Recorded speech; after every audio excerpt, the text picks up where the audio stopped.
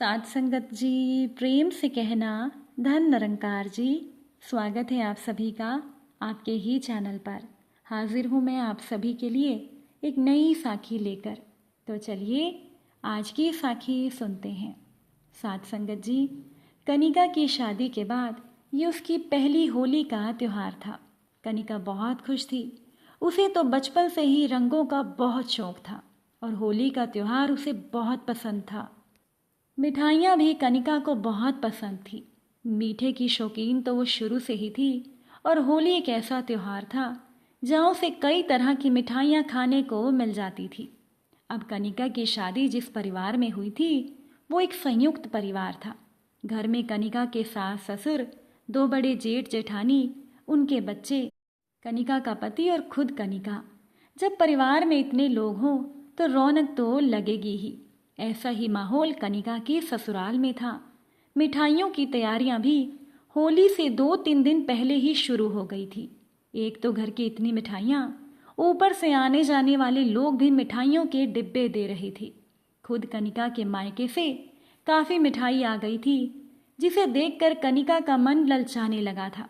पर ये क्या, कनिका की सास ने सारी मिठाई एक तरफ रख दी, घर के बच्चों को और पुरुषों को मिठाई खाने को दे दी। यहाँ तक कि घर में आए हुए मेहमानों को भी मिठाइयाँ खाने को मिली और उसके साथ कनिका की सासू माँ ने खुद भी मिठाई खा ली थी। लेकिन मजाल है कि वो मिठाइयाँ घर की बहुओं को खाने को मिल जाएं। कनिका जब अपनी जेठानियों के साथ खाना खाने के लिए बैठी तो इस बारे में कनिका ने अपनी जेठानियों से कहा, पर उसकी दोनों जेठानियों ने उसे चुप रहने का इशारा किया और कहा, अरे नहीं, तुम किसी से कुछ मत कहना वरना माँ जी बुरा मान जाएंगी।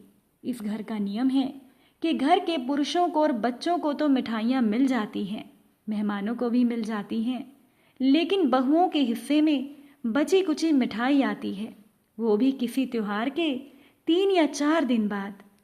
तब कनिका ने अपनी जेठानियों से कहा, अरे इतनी सारी मिठाई है, अगर हम थोड़ी सी खा लेंगे तो क्या बिगड़ जाएगा, आखिर हमने मिठाई बनाई भी तो है।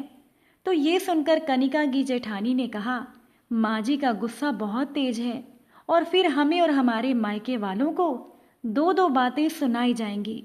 इससे तो अच्छा ये है हम मिठाई ना ही खाएं। ये सुनकर कनिका ने कहा, पर बहुत सी मिठाई तो हमारे मायके वालों की ही दी हुई है। जेठानियों ने कहा, हाँ उन्होंने दी ज़रूर है, पर मिठाई खाने का हक हमारा नहीं। देखा नहीं, माँ जी खुद भी अपनी थाली में मिठाई नहीं ले रही थी। तब ये सुनकर कनिका ने कहा, अरे भाभी कैसी बातें कर रही हो, माँ जी तो खुद मेहमानों के साथ बैठकर मिठाइयों का आनंद ले रही हैं और हमें एक टुकड़ा मिठाई का खाने तक के लिए नहीं दिया गया। ये भी कोई बात हुई भला? तो क्या आप लोग त्योहारों पर मिठाई नहीं खाते हो?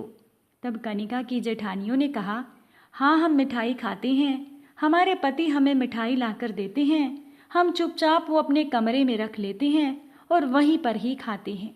ये सुनकर कनिका ने कहा, अरे ये तो बहुत गलत बात है, हमें अपने ही घर में अब चोरी छिपकर खाना पड़ेगा, ये तो बहुत ही बुरी बात है। ये सुनकर कनिका की जेठानियों ने कहा, बुरा तो बहुत लगता है, पर क्या करें, जो इंसान समझना ही ना चाहे उसका हम क्या कर सकते हैं। दोनों जेठानियों ने अपनी हार मानते हुए कहा। इतनी देर में कनिका की एक सहेली उससे मिलने के लिए आ गई। अब कनिका की सास जब कनिका की सहेली से मिली तो उन्होंने कनिका को भी पास में ही बिठा लिया। सभी वहाँ बैठे थे। कनिका की सास कनिका की सहेली को मिठाई खिला रही थी, लेकिन उन्होंने कनिका से पूछा तक नहीं। इतने में कनिका की सहेली ने एक मिठाई का टुकड़ा लेकर कनिका के मुंह में ज़बरदस्ती रख दिया, ये कहते हुए, अरे कनिका तुमने तो मिठाई खाई ही नहीं। अब वहाँ पर तो कनिका की सास ने कुछ नहीं कहा, लेकिन उसकी सहेली के जाने के बाद कनिका को घर में बहुत कुछ सुनने को मिला। कनिका को उसकी सास ने कहा, क्या ज़रूरत थी तुम्हें वहाँ मिठाई खाने की, क्या मना नहीं कर सकती थी? कनिका ने कहा, माँ जी मेरी गलती कहाँ है, मेरी सहेली ने ज़बरदस्ती मिठाई मेरे मुंह में डाल दी तो मैं क्या करती। ये सुनकर कनिका की सास ने कहा, अच्छा और तुमने चुपचाप मिठाई खा ली? ये मत भूलो ये तुम्हारा ससुराल है, ससुराल के अपने कायदे होते हैं, अब खड़ी खड़ी देख क्या रही हो, जाओ अंदर, आगे से ध्यान रखना। सास की बातें सुनकर कनिका की आंखों में आंसू आ गए और वो चुपचाप कमरे में आ गई। कनिका को इस बात का दुख था कि घर में किसी ने भी उसका पक्ष नहीं लिया। आखिर एक मिठाई के टुकड़े की वजह से उसे इतना कुछ सुनने को मिल गया। अब शाम को कनिका की सास के मायके वाले जब कनिका की सास से मिलने आए तो उन्हें खाना परोसा गया, साथ में मिठाइयाँ भी रखी गई। अब कनिका की सासू माँ भी अपने मायके वालों के साथ खाना खाने के लिए बैठ गई और खाना भी कनिका ही सभी को परोस रही थी।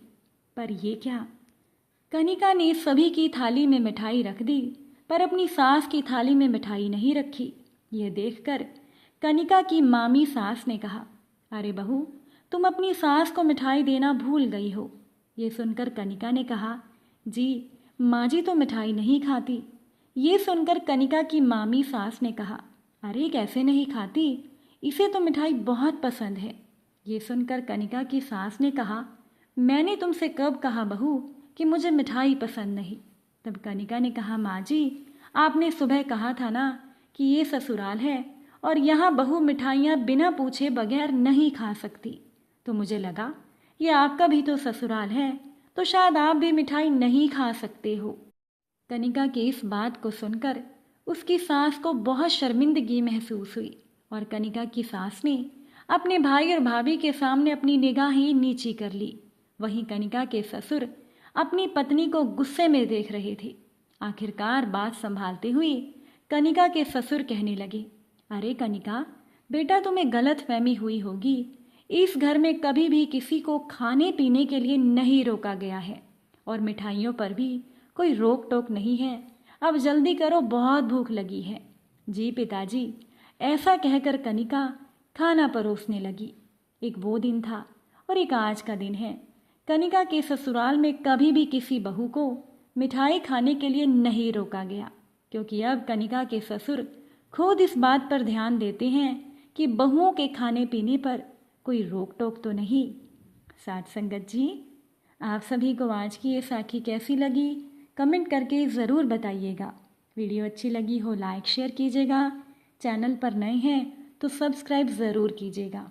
आप सभी से फिर मुलाकात होगी एक नई साखी के साथ।